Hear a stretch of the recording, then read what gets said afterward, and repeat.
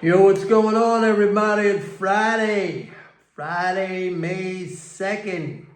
Just got back from boxing, from sparring. I'm going to talk about the market, but I want to say one thing, because every time I go to sparring, I am reminded about how easy it is in life to quit. Because even me, somebody who's very disciplined all my life, with fitness and working out and taking care of my body and stuff like that. Even me, every single time. And by the way, this doesn't only apply to boxing. It's just like every day, just waking up, going to the gym, doing my thing. Even the report, but it's very easy to say, I'm going to blow it off. I'm going to blow it off tonight. I'm not going to go. And then before you know it, like one night turns into 2 nights, and that turns into a week. And then before you know it, you don't do it. Life makes it very, very easy to quit. It does.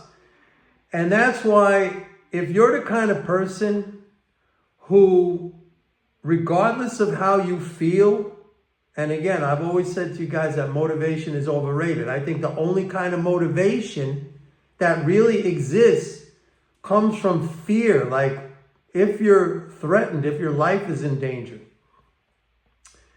But if you're the kind of person who can kind of suppress that and do it anyway, you got to give yourself a tap on the back. That's really an incredible thing. And most of us, first of all, most of us don't do that.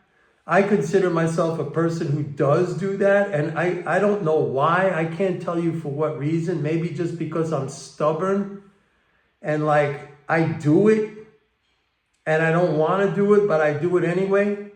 A big pet peeve I have here with some of the people who, they sign up because they want to learn, is that they quit so easy. And again, I'm not touting me or my report or anything or trying to, make anyone feel bad, but I just see it that people quit so easy. And I kind of understand it, like it's easy to quit. I just said it. Every time I have to go there, I have nerves. Like you got to get in a boxing ring. You got to fight. You're going to get hit. And I'm always thinking maybe I'll stay home. Even when I get there, which I go there, I drive myself there. And when I get there, I'm thinking, maybe I'll just hit the bags a little bit and then I'll go. But I don't. And again, I can't explain it to you. I don't know why I do that. Maybe, like I said, maybe it's my nature that I'm stubborn. And I just feel like I don't even think it's about stubbornness. I think it's just, I don't feel good if I quit. Anyway, that's it. I don't want to lecture you guys. I just wanted to point that out. I think, I'll say it one more time. Quitting is easy. You gotta do what's hard. Anyway, so I was wrong on the market correction today. I think we will still have one. We had yesterday was May 1st, so we had first of the month payments, which I totally forgot about that. Somebody reminded me. So that was a 114 billion leading spending flow yesterday, a 66 billion net flow, which I think that brings the total drain, which started on April 15th, down to around 325 billion. That's the amount still to recover. The headlines were all about the market erased the losses from, what did Trump call it? Independence Day or something like that with the tariffs. Remember, he had some term that he called it. And the market erased those losses. Look, I'm going to be honest with you. The fiscal flows, And you see, I got my spreadsheets right behind me over here. The fiscal flows are extremely strong. Okay? We're up almost 500 billion over last year. Now, some of that is a calendar quirk, which will be, adjusted next week. But even so, we're up a good 400 something billion over last year. So anything you might hear about spending cuts and Doge and Elon Musk, that just didn't happen. Net government transfers, they're bouncing back. Like we had that mid-April where they came down. They were still above last year, but they narrowed significantly, but now they're bouncing back. Some of that is also a calendar issue, which will be adjusted next week. But look, I'm just going to come flat out and say it. Like these fiscal flows, this is like a steamroller just running down everything. This is a runaway freight train of spending flows. And you cannot call a bear market. This is a tsunami of spending. Okay? And you cannot call a bear market under such conditions. Now, this also, it also applies to commodities, gold, other commodities, maybe copper, natural gas, even oil, I think, which this recent pullback in oil, if you look at what's going on with inventories, with demand, with U.S. exports, I mean, all those things are very stable. I wouldn't say they're, in some aspects, it's not like blowing through the roof or anything, but it's very supportive. So until I see a trend, keyword, a trend of declining net government transfers. Now, let me just mention that net government transfers year over year, that did not make a new high. It popped back up from that narrowing that we saw mid-April. And by the way, that thing, when that went flat, it perfectly predicted the topping of the stock market and the stock market correction. Now it's coming back, but it hasn't made a new high. It might not, because the tariffs are a new source of fiscal drag.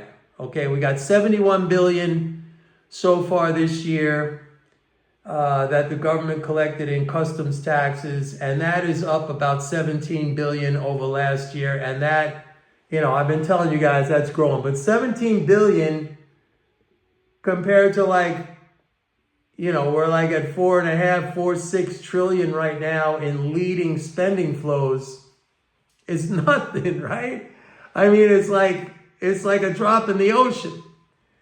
Nevertheless, it is a new source of fiscal drag, so we got to keep an eye on that. And also, I think that interest income transfers have plateaued, maybe starting to come down, because like I've been telling you guys, T-bill interest income transfers definitely falling. I don't have the updated numbers yet. I'll have them, when I do my work this weekend. But so and the only thing that we're waiting for right now is the budget. And they're talking about big spending cuts in programs like Medicaid and education. Education is definitely, that's the one, I got to say, that's the one line item of spending where I really see it's very obvious that they made big cuts there. I don't know if that's Doge. I don't know if that was Trump signed an executive order to get rid of the Department of Education. That I can see that in the charts, in the numbers. Clear as day, just going straight down.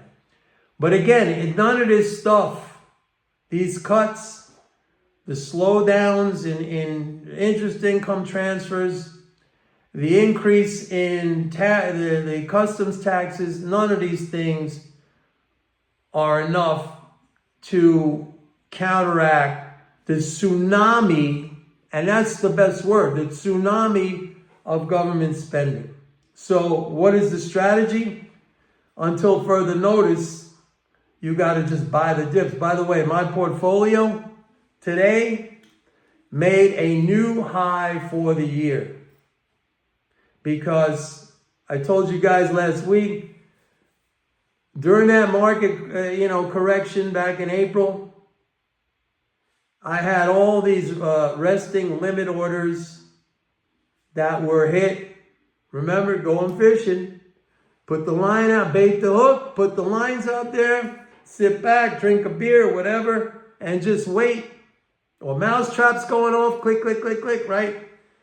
I got filled on all of those things. And so now the market rebounded. And so my portfolio is at a new high for the fiscal year. By the way, let me just mention bonds.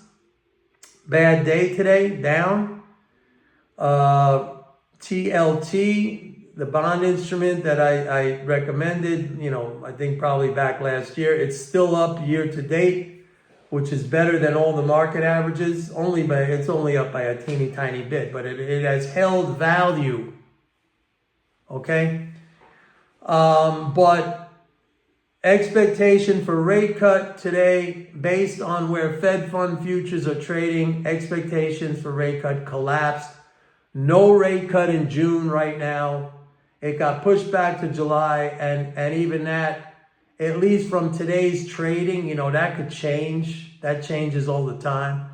But from today's trading, even the July rate cut probability, it doesn't look so hot.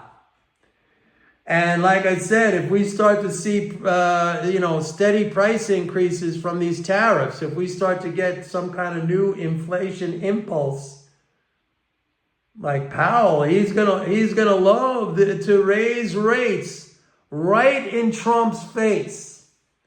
With all the battering that Trump has given Powell, and Powell has stayed quiet. Now, I'm not on Powell's side. I'm not even necessarily on Trump's side on the rate issue. I'm kind of neutral on the whole thing, because you know what I say about rate adjustments. They're price adjustments and fiscal operations.